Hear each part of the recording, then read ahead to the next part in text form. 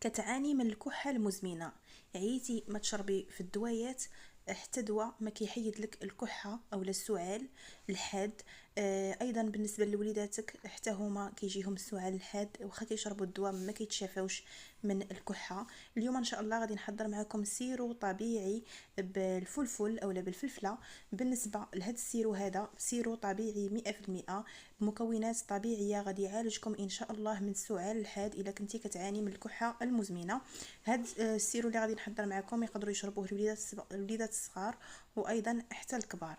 كيف ما كتلاحظوا معايا كنحتاجوا الحبه من الفلفل اي فلفله عندكم، تقدر تكون خضراء او لا تكون صفراء او لا تكون حمراء، ما كاين حتى شي مشكل.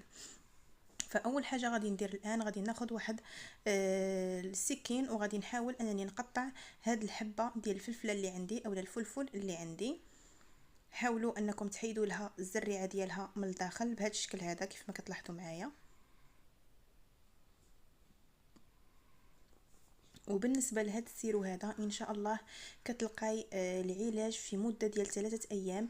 كيتحيد منك السعال وايضا الكحه المزمنه اذا كانت عندك الكحه يعني كتعذبك، يعني غير باش تخرجيها كتعذبك ما كتبغيش تحيد منك الكحه. ايضا حتى بالنسبه لوليداتك واخا كتشربي السيرو اولا كتشري الدوايات حتى حاجه ما كتشافيك اولا ما كتداويك. اليوم ان شاء الله غادي نشارك معكم واحد الوصفه اللي طبيعيه 100% بالفلفله فقط غادي تعالجي ان شاء الله. كنحاول انني نقطعها لقطع صغيره بهذا الشكل هذا كيف ما كتلاحظوا معايا، مكعبات صغيره باش تسهل عليا انني نطحنها.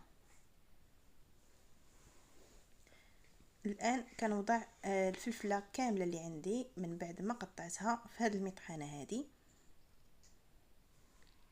وهاد الوصفه هذه بالذات كتعالج وايضا كيف قلت لكم في واحد المده قصيره كتحيد لك الكحبه. وكيف قلت لكم يقدروا يستعملوها الكبار والصغار. صافي من بعد ما وضعت الكل في هاد المطحنه هذه الان كناخذ الثوم. بالنسبه للثوم الا قدرتي تستعملي اكثر كميه من الثوم، تقريبا تقدري تستعملي 3 فصوص من الثوم او 4 فصوص، ولا قدرتي تستعملي حتى 5 يكون احسن، لان الثوم كيسخن الصدر ديالنا وكيعالج لنا الكحه بسرعه كبيره. يعني كل ما كثرتي الثوم في هذه الوصفه كل ما كتزيد الفعاليه ديال هذا السيرو هذا. كناخذ هنا الفصوص ديال الثوم اللي عندي وكنحاول انني نقيهم بهذا الشكل هذا كيف ما كتلاحظوا معايا. الا كانوا عندكم فصوص ديال الثوم صغار فكتستعملوا 6 ولا 7، والا كانوا عندكم كبار فكتكتفيوا ب4 أو 5. من بعد ما كتنتهيو من تقشير الفصوص ديال الثوم كتقومي بالغسل، كتغسليهم. من بعد غاديه نوضعهم في هذه المطحنه هذه كيف ما كتلاحظوا معايا. فغادي ندوز دابا نغسلهم ونرجع معكم ان شاء الله باش نكملوا الطريقه ديال الوصفه ديالنا. فبالنسبه لهاد الوصفات الطبيعيه فمن الاحسن انكم دائما تقلبوا انكم تعالجوا بوصفات طبيعيه بلا ما تحتاجوا انكم تلتجئوا للادويه. لانني انا في الصراحه دائما اولادي كنعالجهم بالنسبه للكحبه كنعالجهم بالوصفات الطبيعيه. لان كيف ما كتعرفوا الادويه ما كيخليوش المناعه في الجسم ديالنا دائما. يعني واخا تكون عندك يعني الامكانيه باش انك تشري الدواء، ولكن الا بغيتي تقلبي على الصحه ديال وليداتك ولا الصحه ديالك حاولي انك دائما تلتجئي لادويه طبيعيه. عندك الثوم، عندك الفلفل، عندك اللفت ايضا حتى هو كيعالج الكحه. فدائما كنصحكم تحاولوا انكم تعالجوا بوصفات يكونوا طبيعيين باش كتطلعوا المناعه في الجسم ديالكم يعني ماشي اي نزله برد تقضي عليكم. دائما كتكون عندك المناعه اللي ما كتخليش داك المرض انه يدمرك. هذه كانت فكرة ديالي. يعني دائما حاولوا انكم تلتجئوا للوصفات الطبيعية بالنسبة للأدوية ديال الكحة او لا، يعني باش كتطلعوا حتى المناعة ديالكم. بالنسبة للدواء راه كيحيد غير المناعة. صافي هنا من بعد ما طحنت الكل جيدا كيف ما كتلاحظوا معايا بهذا الشكل هذا كناخذ واحد الكاسرونه وكنوضع هاد الكميه اللي طحنت كيف ما كتلاحظوا معايا بالنسبه للثوم، وبالنسبه ايضا حتى الفلفل كطحنوهم جيدا وكتوضعوهم في واحد الكاسرونه. والان غادي نضيف زيت الزيتون. بالنسبه لزيت الزيتون حاولوا يعني كل ما كان زيت زيتون طبيعي طحينه يعني على يديكم، اولا كتاخذوه من عند شي ناس اللي كتثقوا فيهم، يعني كيكون عندهم زيت زيتون اللي كيكون حر. حاولوا تبعدوا على اللي كيتباع في المتاجر لان ما كيكونش طبيعي 100%. فداك الشيء باش كنصحكم دائما زيت الزيتون يكون طبيعي يعني طحنينه على يديكم، فكيكون احسن واحسن. انا الان غادي نستعمل معاكم هذا ديال المحلات يعني التجاريه، فواخا انا استعملته فكنصحكم يعني كنصيحه تستعملوا زيت يكون طبيعي يعني طحنينه على يديكم، كتكون الوصفه كتعطي فعاليه اكثر واكثر. صافي كنخلط هاد العناصر جيدا كيف ما كتلاحظوا معايا حتى كتندمج معكم هاد المكونات.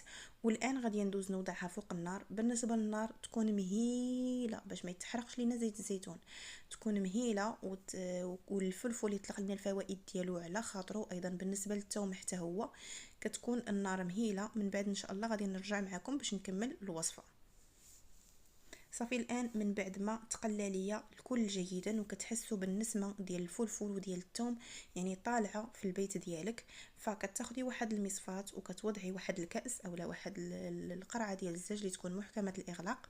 كتصفي هاد السيرو هذا اللي حضرنا اولا هاد الزيت هذا اللي حضرنا، كتصفيه في يعني في واحد الكاس اولا اي حاجه عندك. يعني غير حاولي انها تكون كتسد باش لان اللي بغيتي تحتفظي به يكون في واحد القرعه ديال الزاج اللي تكون محكمه الاغلاق. عفوا، فقبل ما غادي نصفي هاد السيرو هذا اللي عندي نسيت ما قلت لكمش باللي غادي تضيفوا ملعقه صغيره من الكمون. بالنسبه للكمون حتى هو راه مزيان للبرد ولنزله البرد، ونصف ملعقه صغيره من الملح. هادو علاش ضفتهم يعني بالنسبه للكمون راه مزيان للبرد، وبالنسبه للملح غير باش تقدروا انكم تناولوا هذا المشروب هذا اولا هذا السيرو هذا. تقدروا عليه حتى بالنسبه لوليداتكم انهم يقدروا عليه. داكشي علاش ضفت الملح.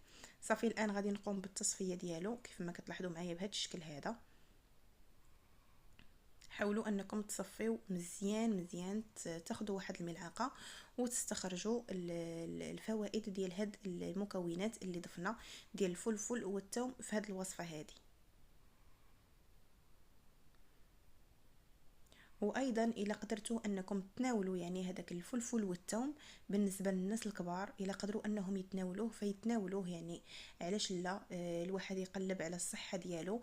الا قدرتي عليه يعني خصوصا بالنسبه للناس الكبار كيقدروا انهم يتناولوا هذا الشيء. كتوضعيه في واحد كتوضعي ملعقه وكتسرطيها يعني بلا ما تحتاجي انك يعني تمضغيها. فغير وملعقه وسرطيها ما غاديش تحسي بها وما تحسي لا بالمكونات حتى شي حاجه لانهم كيكونوا مطحونين مزيان وعاد من الفوق طايبين يعني ماشي خضرين. هذه نصيحه الا بغيتوا يعني ما تضيعوهمش، قدرتوا انكم تناولوهم فمن الاحسن يعني كتعطي نتيجه زوينه بزاف وكتشافيكم ان شاء الله. صافي الان غادي نكمل بالتصفيه ديال هاد العناصر هذه. وبالنسبه لهاد السيرو هذا فهو كتناولوه 3 مرات في اليوم. كتناوليه في الصباح على الريق، وكتناوليه من وراء ما كتغداي، وكتناوليه قبل ما تنعسي. يعني من تبغي تنعسي كتشربي هاد السيرو اولا هاد الزيت هذا وما تقدريش يعني ما تشربيش الماء من وراه، يعني شربي ملعقه كبيره ونعسي. يعني شربيه ونعسي ما تشربي حتى شي حاجه من وراه. كداومي على هذه الوصفه لمده ديال 3 ايام وان شاء الله اي سعال حاد عندك اولا كحه، الكحه المزمنه فكتشافي منها ان شاء الله بهذه الوصفه هذه. وصفه مجربه يعني انا كنديرها للوليدات ديالي كنديرها للزوج ديالي. يعني هذه الوصفه هذه مجربه وما تخافيش منها، كتشافي ان شاء الله وغادي تشافيكم كاملين باذن الله. الى عجبكم الفيديو ما تنساوش تشاركوه مع الجميع باش تشوفوا الفائده للكل. ولا كنتوا اول مره كتزوروا القناه ما تنساوش تشاركوا وتضغطوا على زر الجرس باش يوصلكم دائما جديد الفيديوهات. وما بقى لي الا نقول لكم اخواتي بسلام عليكم حتى الفيديو المقبل ان شاء الله.